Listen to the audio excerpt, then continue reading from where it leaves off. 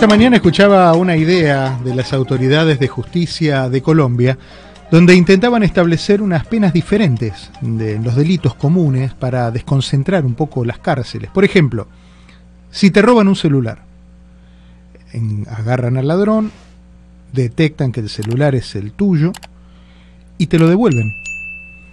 Pero, ¿de qué manera? El ladrón tiene que devolverte en persona, generar un encuentro con la víctima, devolverle el teléfono, disculparse y pagarle 6 meses de servicio. Están estudiando esa posibilidad. ¿A usted cómo le sienta eso? Situación. Está en el mall, viene de paseo, de vacaciones o simplemente está haciendo una compra. Le desaparece el celular. Alerta a la policía, la gente del shopping lo detiene y entonces ahí viene el proceso. Se encuentra que el celular es el que corresponde, lo enfrentan, usted dice no, para no ir a la cárcel tiene que devolvérselo y pagarle los 6 meses. ¿Usted se da por satisfecho? ¿Usted siente que se hizo justicia? ¿Es la manera como debería funcionar? Pero yo sé que hay cuestiones políticas y hay cuestiones legales en esta historia, pero yo quiero ir a la otra, la historia. ¿La sensación personal queda saciada? ¿La sed de justicia queda saciada? Esas son cosas que están, como decía mi abuela, del pelo para adentro. Adentro de la cabeza es donde queda esto. Y si algo está pasando en la cabeza, yo la llamo enseguida a la doctora Cristina Balinotti, que es experta en personas. Ella nos ayuda a entender dónde estamos parados en la vida. ¿Cómo le va, doctora? ¿Qué dice? ¿Qué tal? Muy bien. Muy bien, muchas gracias a usted por atenderme. Diego. Doctora, ¿qué le parece esta idea? ¿Se sacia la sensación de justicia? ¿Queda echada ya? ¿Queda dada si esto se resuelve? ¿O cómo manejamos la venganza? Yo creo que de alguna manera sí se resuelve porque hay una compensación directa, ¿verdad? La venganza, claro, la venganza ya es otra cosa, digamos. La venganza es un sentimiento y no una emoción. Tú sabes que viene de la raíz vis, que significa fuerza, y da origen a violencia. Vale decir que la venganza es siempre violenta. ¿Por qué? Porque lo desarrollamos en las civilizaciones. No, porque es algo biológico que está en el ser humano, en el origen del hombre, en la prehistoria. El hombre más fuerte devolvía la afrenta y con eso decía, no se metan conmigo porque yo voy a retribuir. Entonces, así fue con el transcurso de la prehistoria y también, digamos, se pudo cristalizar mucho antes que en la Biblia, en el código de Hammurabi, ¿no? En donde se aplicaba la ley del talión, pero mira claro. Qué interesante, la ley del talión, que vendría a ser como esto: bueno, en realidad tú me tienes que compensar el valor del celular que me robaste. No era una ley, porque antes de Hammurabi, 16 siglos antes de nuestra era moderna, que fue un rey de Mesopotamia, antes de eso la ley del talión era brutal, ¿verdad? La ejercían los individuos. Claro. Ojo pero por en ojo este caso, era. Ojo por ojo. Ojo por ojo, claro. Exacto. Pero en este caso tenía que ser una pena adecuada al crimen y ejecutada por una institución específica, porque este código de Hammurabi resulta que es el antecedente de una estructura legislativa, de lo que posteriormente hemos tenido y tenemos. De modo que yo creo que tiene que regularse esto de la venganza a través de la justicia, porque la venganza es la justicia de manos propias, ¿verdad? Claro, claro. Y nos lleva a males mayores. Con respecto a lo que tú comentabas de esta propuesta de ley, y dejando de lado connotaciones políticas, a juzgar en muchos países por la sobrepoblación de prisioneros, a juzgar porque aunque no haya sobrepoblación, muchos salen no rehabilitados, claro, y reinciden en el crimen. Yo creo que esta es una experiencia interesante, que legal y también humana, que lleva de alguna forma a la reconciliación. ¿Qué quiere decir reconciliación? Es volver a la asamblea. Quiere decir que este individuo que roba se lo vuelve a la asamblea de la sociedad, claro, y se le dice: puedes arrepentirte, y entonces sigues integrado a la sociedad. Y eso sacia a la víctima, lo resarce de alguna manera de la situación en la que vivió, de los nervios, de la tensión, del momento. No, lo que pasa es que si nosotros, claro, lo que puede llegar, el resarcimiento viene sin duda a través de la venganza personal. Alejandro Dumas en El Conde de Montecristo decía: la venganza es un plato que se sirve frío, porque sí, no es una emoción, es un sentimiento, algo. Al principio es una emoción, pero se va gestando, permanece en el tiempo, y ya hay una especie de plan para ver de qué manera me vengo yo. Okay. ¿Por qué? Porque resulta que tiene una apoyatura en el cerebro, estimula el circuito de placer-recompensa. Y a mí el que me va a dar el sumo placer va a ser vengarme personalmente. Hay una película muy buena que se llama, de muchos años atrás, Devuélvase al destinatario.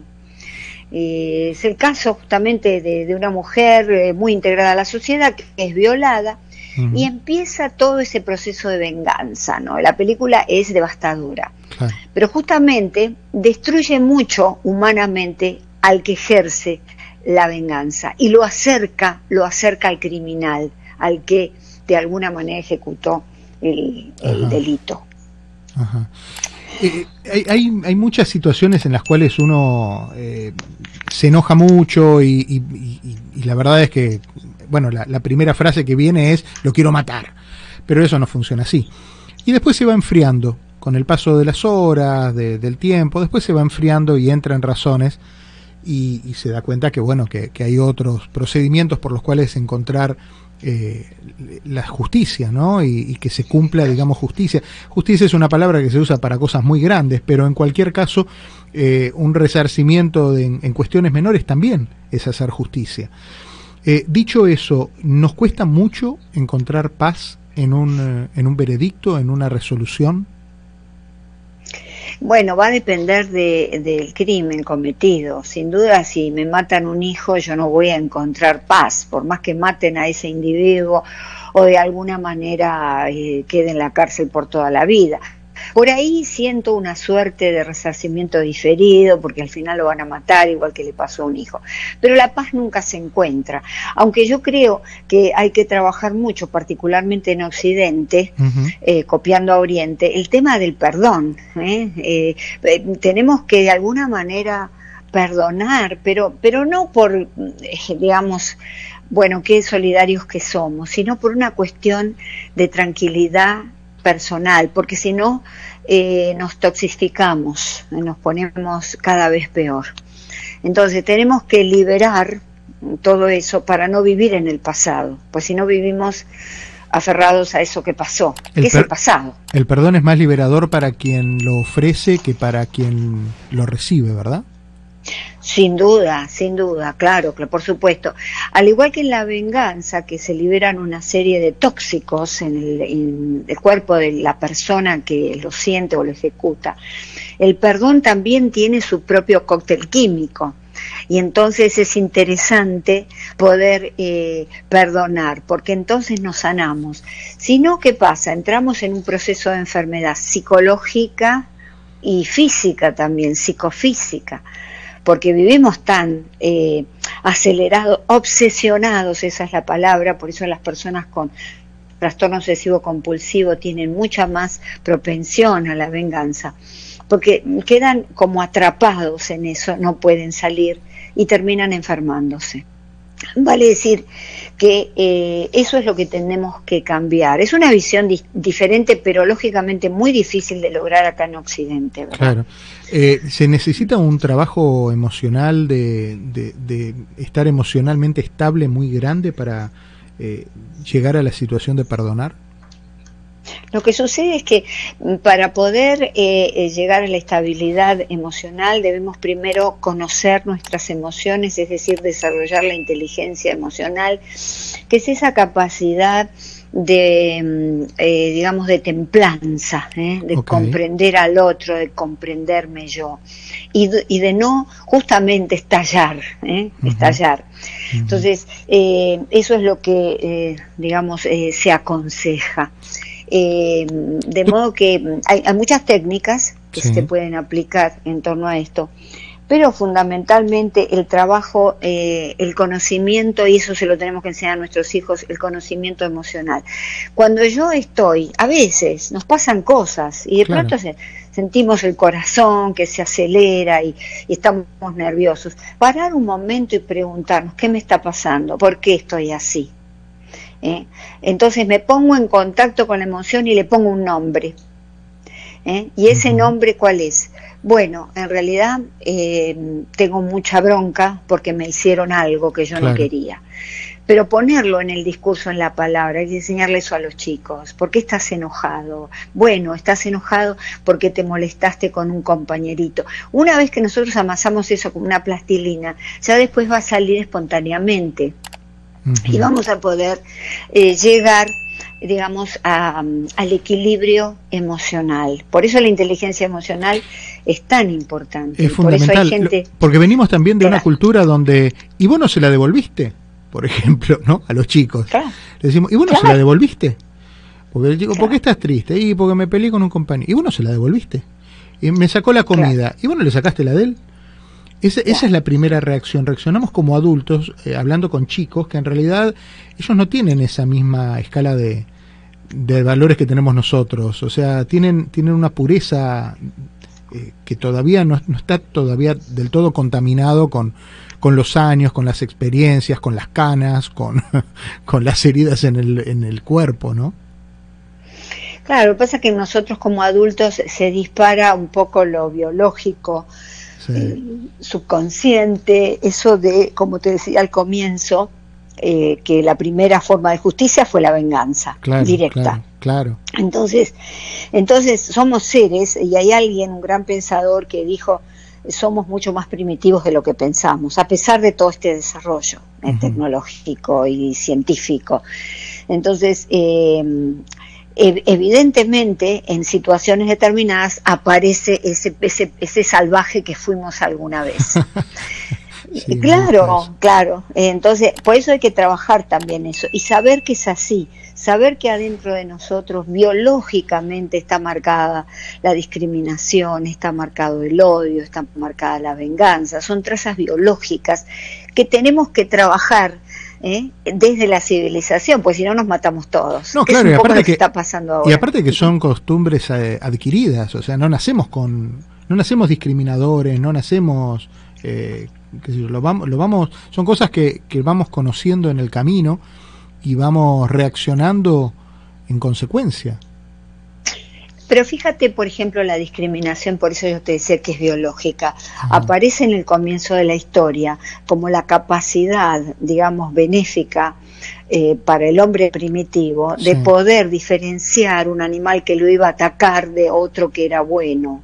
El clima que anunciaba tormentas, del clima que no lo anunciaba. Entonces, esa capacidad se llamó discriminación y fue algo bueno. Claro. Pues si no, no hubiéramos llegado a donde está. No, claro. El tema es que cuando ingresamos en la sociedad, por alguna razón que valdría la pena analizar quizá más adelante, el hombre, y hablo con el masculino inclusivo, estoy hablando de hombres y mujeres, pasa justamente todo eso lo transforma en racismo, por ejemplo, en separar no el animal que me va a atacar del animal que no, sino todo lo que es diferente. Entonces, eso hay mucho trabajo que hacer. Alguien dijo que hay un trabajo de humanizar lo humano. Es decir, no nacemos humanos completamente, nacemos llenos de impulsos, llenos de tendencias agresivas que tenemos que ir modelando para vivir en sociedad. Y ahí viene el proceso de humanización que empieza en la familia, Diego, empieza criando a los chicos, enseñándoles estas cosas. Teníamos también, como parte de los temas que queríamos charlar hoy, doctora, el tema de la frustración de los chicos, y de alguna manera esto estamos dándole vuelta alrededor al tema. Sí. En las relaciones de padres e hijos, muchas veces los cargamos a los chicos no leemos, no sabemos interpretar esa frustración que tienen, y en otros casos les cargamos las nuestras, cuando ellos no las tienen, y se las vamos inculcando como una semillita, les vamos dejando rastros de frustraciones con la idea de que ellos no repitan la historia. ¿Eso es sano? La frustración, hay una frustración, un índice de frustración necesario que tenemos que, por supuesto, enseñar a nuestros hijos, en que todo en la vida no se va a lograr así mágicamente.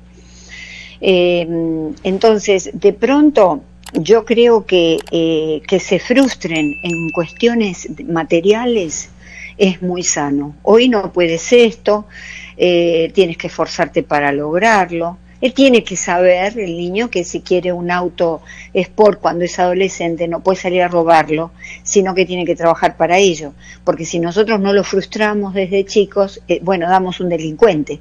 Pues la sociedad, yo siempre digo, si tú no le pones reglas con amor y cariño en tu hogar, la sociedad se los va a poner con violencia. Claro. Y va a ser una persona que no se va a poder adaptar. Y además, darles un poquitito de frustración es bueno para aquel concepto que es netamente psicológico, que es la flexibilidad cognitiva. ¿Qué quiere decir esto? Adaptarse, poder adaptarse. Si, por ejemplo, un día yo me levanto a la mañana y no hay café, entonces yo no voy a entrar en un problema, en una tristeza. No, tomo té.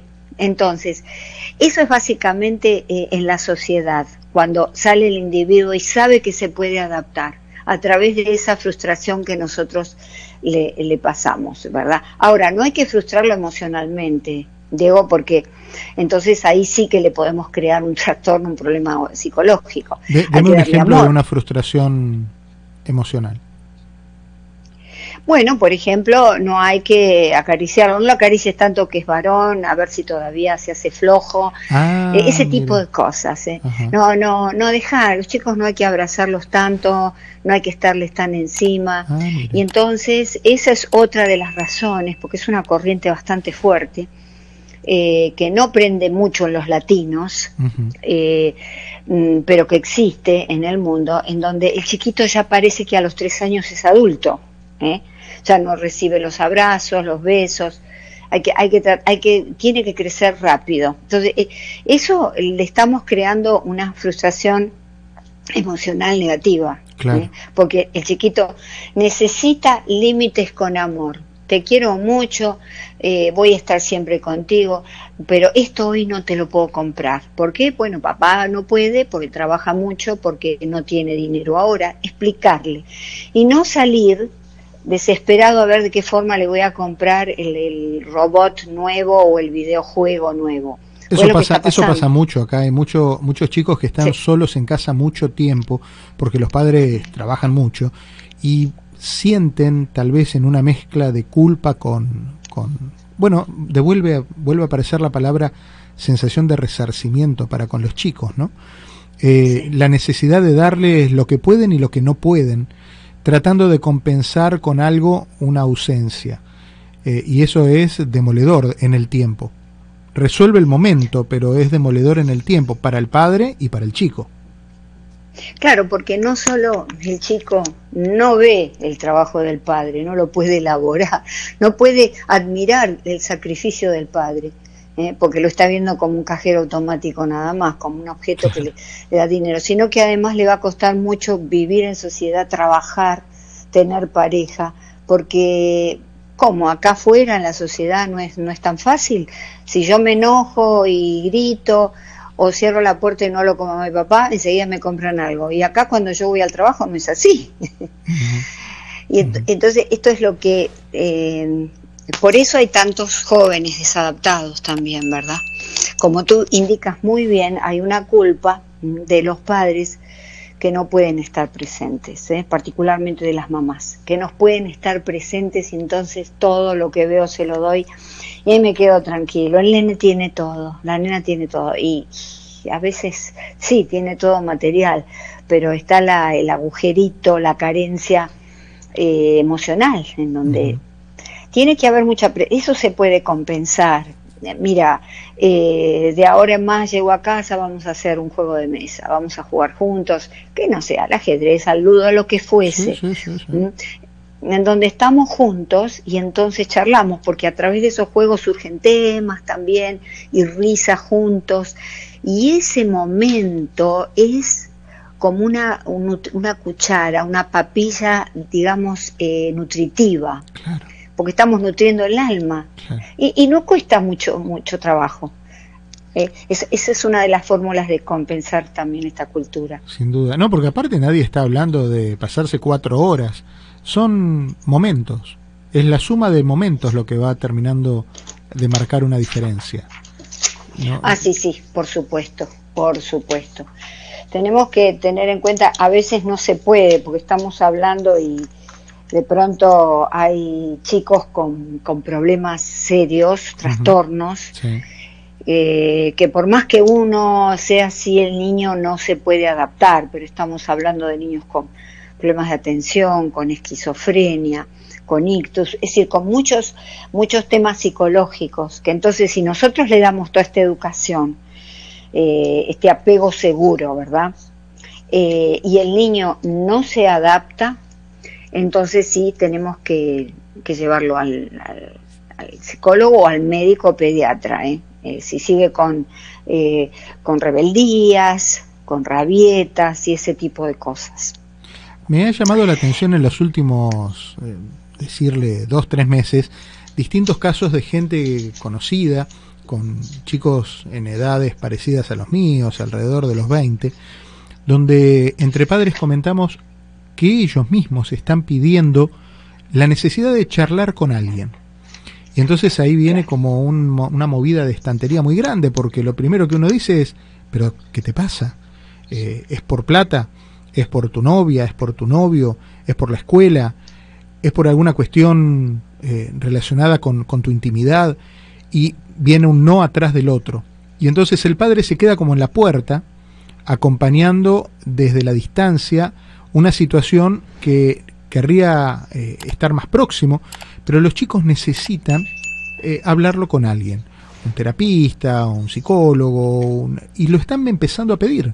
Chicos de 18, 19, 21 años, que yo no sé, usted sabrá más los motivos que llevan a esta necesidad, pero sí me parece interesante que que el planteo, que el reclamo venga de ellos, que la inquietud venga de parte de ellos, ¿no? Y fíjate que hemos llegado a un punto de saturación en cuanto a la falta de estar juntos, y el cerebro humano necesita estar juntos, necesitamos reunirnos y hablar de tonterías, no es necesario que sea un tema importante, sí. Pero esa interacción, ese calor, la mirada, el abrazo, me río contigo, eso es muy importante para los chicos. Y si lo están pidiendo es porque estamos en el punto de saturación máximo, en donde si no le damos eso, sobrevienen los trastornos, porque acá en esta sociedad demonizamos a todos estos jóvenes violentos, tiroteadores, y los estamos demonizando. Pero ¿por qué no nos demonizamos un poco a nosotros, que no le hemos dado lo que necesitaban? Lo que necesita un cerebro humano en desarrollo, más que necesita una buena alimentación, desde ya estudiar, claro. Ropa, pero necesita el diálogo, estar con mamá y con papá. Me quedo con esto que usted menciona de que hay que alimentar el alma. Doctora, siempre me gusta charlar mucho con usted, así que no se vaya muy lejos, porque en unos días la llamo de nuevo y seguimos tratando de alimentar el alma, Nada, me encantó, Diego. Es un gusto charlar contigo. Le mando un cariño. La doctora Cristina Balinotti, con ella aprendemos muchísimo y nos alimentamos muchísimo, crecemos muchísimo. Gracias, doctora, un beso. Igualmente.